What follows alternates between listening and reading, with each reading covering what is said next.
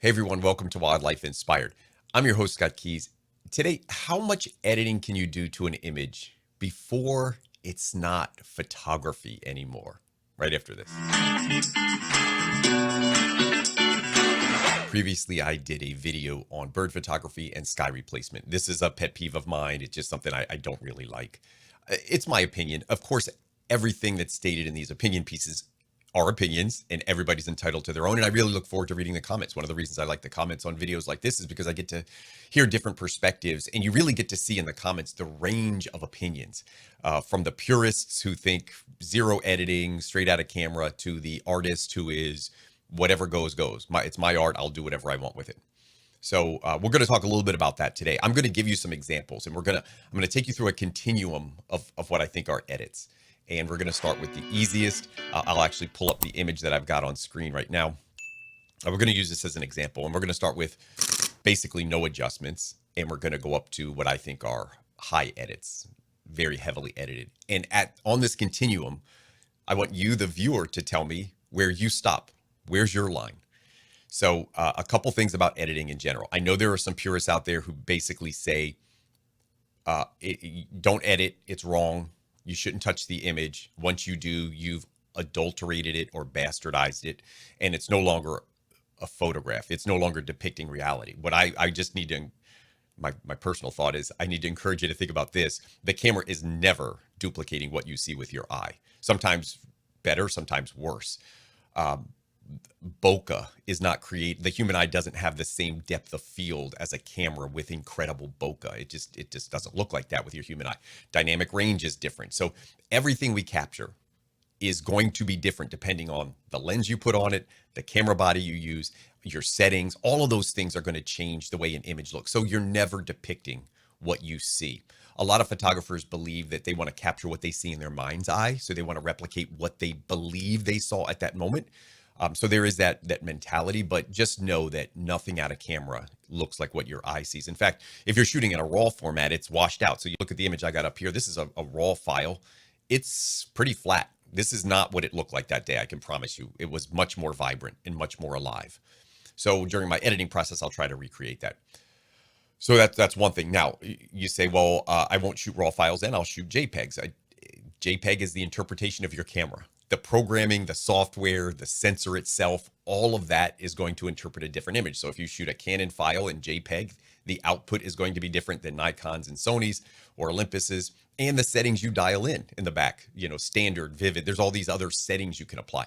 They're going to make it look different. So again, when you do that, as soon as you turn it to JPEG in the camera and apply any settings, you're essentially editing the file. So let's start with the premise. And I know some people are going to disagree with me, but let's just start with the premise that every file should be edited to some degree. How much you do it, whether it's a little tweak or major tweak, is what we're going to talk about today in this video. So the first example I want to push up here.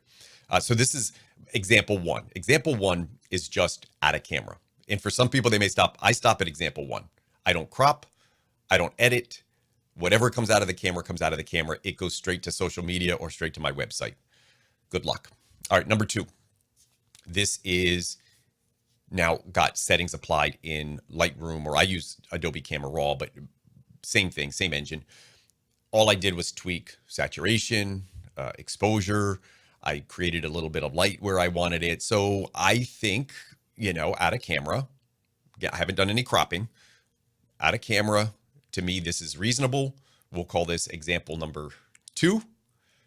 Are you comfortable with example number two in the editing process? Are you still with me on this continuum? I'm guessing most people are still with me here. I'm guessing I got 99% saying yes, but maybe there's a few out there that say, nope, you went too far already. Okay, let's go to number three. This is just crop. All I did now was take the exact same image and crop it down for size to get better composition. If I laid this out, I'll real quickly just do a kind of a rule of thirds. You could see it generally follows like a rule of thirds type pattern. So, are you still with me? Am I allowed to crop images? By the way, a couple things I will point out. There are some film purists out there who believe that you only should You only should compose in camera. Very difficult with wildlife photography, even more difficult with bird photography. We've got high megapixel cameras. I see absolutely no reason to not to crop an image to get better composition. So often bird photographers shoot with center composed in camera just because it's easier to track, easier to deal with. Not always, but a lot of times. And because we have, in modern days, we have so many megapixels to deal with, it's pretty easy to crop down to composition. So even cropped down to this composition, I've got over 6,000 pixels on the long side. So plenty of resolution. This could be printed 20 inches wide without even blinking. So you with me so far? We can crop images. If you don't think they used to crop in film days, they used to crop film down too. There's plenty of photographers out there in the old days of film who cropped their film and developed it. And by the way, even film was manipulated, dodging and burning. They did that on film. You could read about this, editing old school film. There's a lot of articles about the history of film, but yes, even with film, it was edited, it was cropped, it was dodged and burned. It was all of those things. Not nearly what you could do today in Photoshop. All right, that's example 3, standard crop. Let's go to example 4. Example 4, I want you to notice it's pretty subtle. I want you to look up here at the left side where I've got my mouse. And down below it, there's a little tiny stick right here. So let's assume, for the sake of this, that you didn't like those. This is the first step towards digital manipulation. Example 4. Are you with me?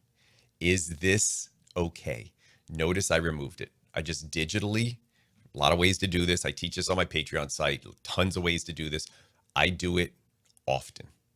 This to me, this is no harm, no foul. Now, this is my opinion, and I know this is where a lot of the break is going to come in the viewership. A lot of people say, yeah, I'm fine up to example 3. That all of that should be done. Oh, wait, example 4. That's digital manipulation. Can't do that. This is also, by the way, kind of where the contest entries end. So for a lot of people, this is how they separate. They say, if it's not contest eligible, I don't edit to that. For me, I'm not editing to contests except when I enter them. I am editing in my head. Can I print it? So if I want to print it, I'm going to remove distractions and I'm going to clean it up a little bit. Now, how much of this? And this is, so we'll go example 4. I'm going to pause this for a second. And I'm going to show you example 4. We'll call it maybe 4B. This is the modest. I'm going to show you the heavy edit real quick. And now I'm back with, we'll call this 4B. So the first 4A, again, I'll just kind of toggle it. It was that removal of that little flower up at the top. Let me make this a little bigger. There we go. That little flower over on the left-hand side and a little stick. Now, so 4B is digital removal. And here we go. I don't like the flowers. I'm just not a flower guy. I want all the flowers gone. Is that okay? Like, how much removal is okay? Like, if removal's okay, if this is okay, we've already crossed the line. What about that? Are you still okay? So let me know. How much is too much when you were removing objects? All right, let me go to 5. 5, I'm going to put those flowers back in. Now, what is 5 all about? Well, I want you to notice the difference. Here, go here, uncropped here. And in my head, I like these flowers. So what I want to do, I like the flowers.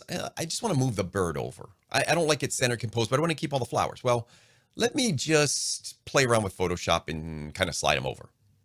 So here, I took this subject and I kind of moved it around. Let me go here. I actually moved them over. So in 5, all the pixels are the same. I didn't take away pixels. I didn't add pixels in. I took the existing pixels within the file and I just subtly moved the bird over to the left. And this is a combination of like stretching and cloning. Now, you're going to see a cloning error here. So I left that in on purpose because I want to show you in example 6, something that I did with that. So example 5. Now I have not added anything to this. I have not taken away anything other than I just kind of stretched and moved the pixels that were existing around. Ooh, that's a tough one. All right, let's get in example 6. Example 6, I take and I add. So now I am adding. So here's 5. I've added pixels. I've now digitally added things to the image that weren't there. And this is foreground. I added foreground down here. I added foreground here and I added foreground here. And I did it all to cover up problems. I just had some stuff I didn't like. So I went from 5 here to 6 here with the sole intent of just kind of covering things up. If I can remove the sticks because I don't like them, can I cover them up? So I removed them using pixels that were in the image originally. Cloning uses what's already existing and kind of stamps it into somewhere else. Here I'm actually adding new pixels in, things that didn't exist. So 6, pretty modest. This isn't significant. Haven't changed the integrity of the image, meaning the scene kind of looks the same. Let's go back to the original, right? Here's the original.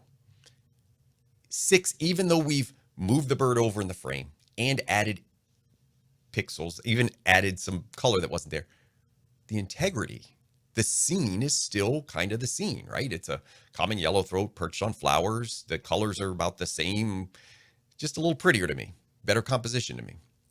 By the way, I'll stop here. This is actually my edit. This is the edit that I would probably post out. Now, I did this on my Patreon site. I did it as an example. We talked about like moving things and adding things. I put the tools out there. If people want to use them, they could use them. They don't have to. Obviously, I'm not encouraging it. I'm just telling you how to do it if you want to do it.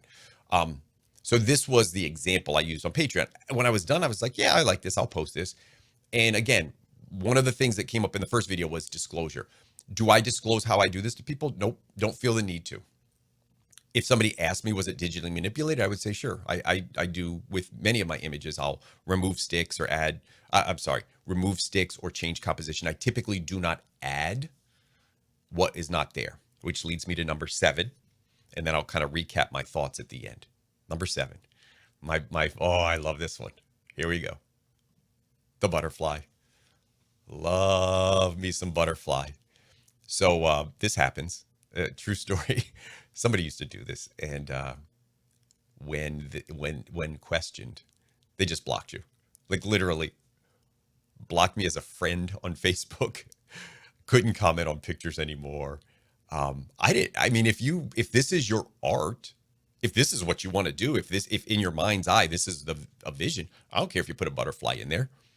But if somebody asks you about it, if you're proud of your art, should you just say, yeah, I digitally manipulate this. I do composites. It's my art. I do what I want to do. I'll stay friends with you. I might even like it. But if somebody challenges you and you block them, now to me, it gets a little into this like integrity issue where you're trying to fool people. Like the butterfly was there when you took the picture. This is no longer a photograph to me. This really not a photograph anymore, right? Like we've manipulated it. That was example 6. Example 5, we manipulated it. 4, we covered up a lot. But 4A, remember this one where we just did a little bit? Now this still feels like a photograph to me. Like it's really, really close to what came out of camera, but I did digitally manipulate it. So again, there's a threshold where contest rules kick in. You can't do this digital manipulation. By the way, on the contest side, typically you can do hue, saturation, color, all of that's in play. You've got to be real careful and read the rules when it comes to things like noise reduction. Some contests do not allow you to use artificial intelligence at all, meaning those noise reduction programs like Topaz, the one I love the most, you can't use them because they disqualify the image. So what are your thoughts on this? What is too far? For me, my guiding principle, and this, again, it works for me. I'm not saying it's the right or wrong. It's just what I do. The integrity of the scene should be the same. And from integrity, I mean, if I significantly alter what I captured in the field beyond what was there, meaning I added that second. So if I'm putting in elements to complete the image, in this last one, the butterfly is what gets the 1,000 likes and the 1,000 shares. The common yellowthroat's just a pretty image. So to me, this crosses the line because this wasn't reality. This wasn't there. And I'm adding a subject that wasn't there the day of the thing. So yeah, that one kind of crosses the line for me personally. I think the most important thing, I think what most people agreed on in the first video, is disclosure is really the key. Art is your art. Whatever you want to do with it, do with it. But I know there's also going to be some purists that say all of this is BS. It shouldn't be done. What comes out of the camera comes out of the camera. Make a few tweaks. That's your photograph. Crop it if you want. But if you cross that line, you're no longer a photographer. You're a Photoshopper or you're a digital artist. So So I pulled up my Instagram account real quick because I actually did this as a social media experiment. I thought, if I put this on social media, if I put the faked image on social media, I bet you it does really, really well. And it was hard because I couldn't tell people it was faked. So in the caption, actually, and I'll pull up the video, the thing here, the very end of this, after I put my basic, I figured I'd kind of bury it at the bottom so it would be too obvious. I put hashtag experiment YouTube video on this soon. I wanted to make sure people knew I wasn't trying to fool them. So after the fact, I could go back and say, hey, I'm sorry. I didn't mean to do this, but you were all part of an experiment. I don't think I'll ever do this again because it really did make me feel anxious. I was afraid that somebody was going to like publicly put out there, oh my gosh, I proved that this was a fake. This butterfly came from an image from years ago, but it's in my account. And I was afraid before I could do the reveal, somebody would like out me and then it would make it seem like it. So anyway, I waited about 2 hours. In that 2 hours, I posted a story that just said, hey, didn't like this is fake. Like I'm gonna let it stay up for a little bit longer just to see if it catches this viral thing.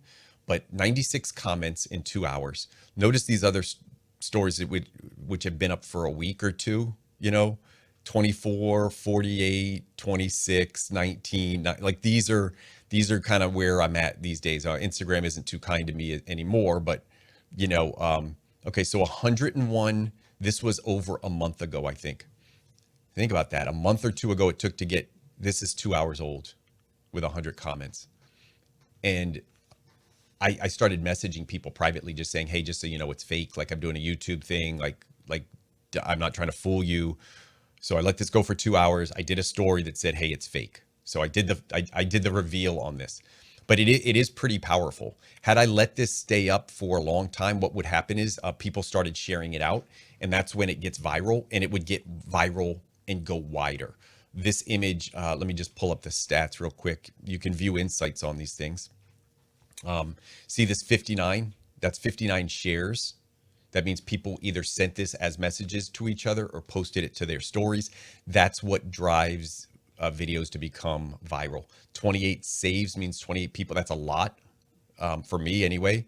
And then down here where it looks at followers, notice only 5% of this discovery came from people that did not follow me. On great videos that go viral, that's 50%. So I'm getting all of this attention and it's only from the people that are following me. This didn't get out beyond, the algorithm didn't push this out. That's when things go viral. So when the algorithm pushes it out past your followers, that didn't even happen yet. And I'm sitting at 100 comments in 2 hours. So anyway, I just thought it was really, really interesting. I thought I'd add this in to the video, this experiment that I did, this social media experiment that I did. I'm on Instagram. I'm going to do a video and tease it for the YouTube video that's coming out next week. All right. Where's your line? Is it, oh, got the wrong screen up. Let's pop this one up so you can see it better. There we go. Is it 1, straight out of camera, 2, adjustments out of camera, 3, adjustments plus some cropping, 4, minor digital manipulation, tiny distraction removal, 5, major removal. Or this is 4, I'm sorry, 4B, major removal. 5, shifting the pixel, stretching, changing the composure, the composition in camera. 6, adding elements that weren't there, modest elements like foreground. And then 7, the complete digital art thing where we just start adding things all together. All right, that's my video today. Not a long one, but I hope you enjoyed the concept. I wanted to generate some comments down below. So let me know what you're thinking on this. If you like these opinion pieces, I'm happy to do more of them for you. I'm thinking I'm going to do a couple more that I have in mind already. So hopefully you enjoyed this one. As always, thanks for your support on the channel, and I hope we can continue to find inspiration in wildlife together.